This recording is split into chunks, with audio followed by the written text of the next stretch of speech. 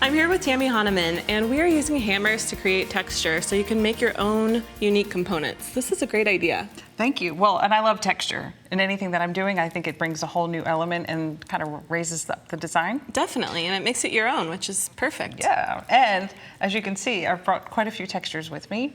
And what I love about when I get a new set of hammers is testing them out. Right. What are these gonna do? How are they gonna work? So real quick, I can show you just on a piece of copper.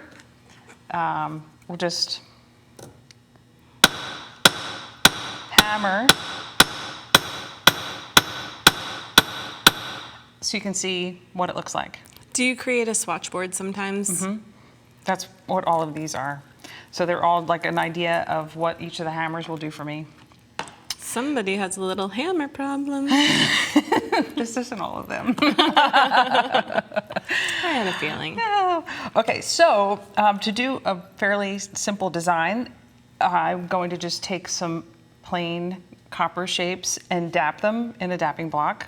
Okay. And then once they're dapped, I have this forming block that I like to use for this size, and I'm just going to just shape them a little bit more so they're actually shaped to the block. And from here, I will texture them. And I'll show you this one. I love this guy, right? So sweet little dots.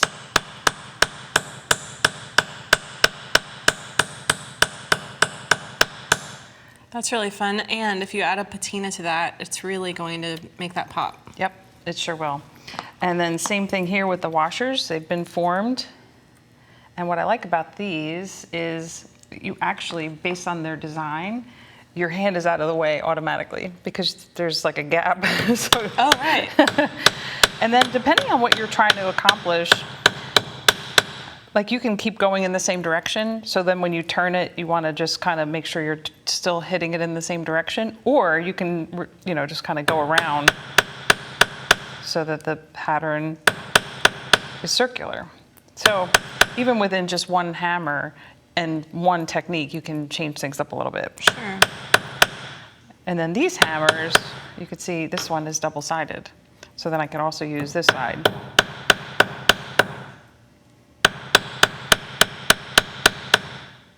Perfect.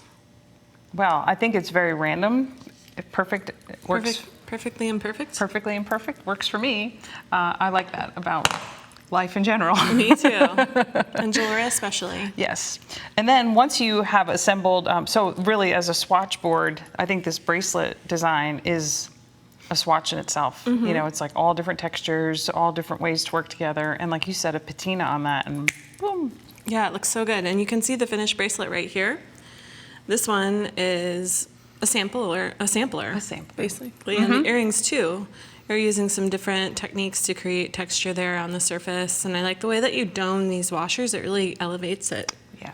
Yeah, and tell us about this bracelet at the front. So the sheet of metal that I used was textured first with hammers, and it was also like a sampler. So I had like quadrants that were all done in different textures, punched out the discs, and throughout the process, in order to punch it, I wanted to anneal the metal, and the annealing process created all of those beautiful colors.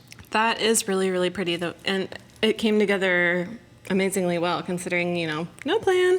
Totally just experimenting. Unplanned. Totally, nice. totally. Well, it's a really great architectural feel to it, too. Thank you. You're welcome. Thank you. So if you had to choose hammers that you think everybody should own, I know this is a really hard question, yes, but where would you kind of direct people?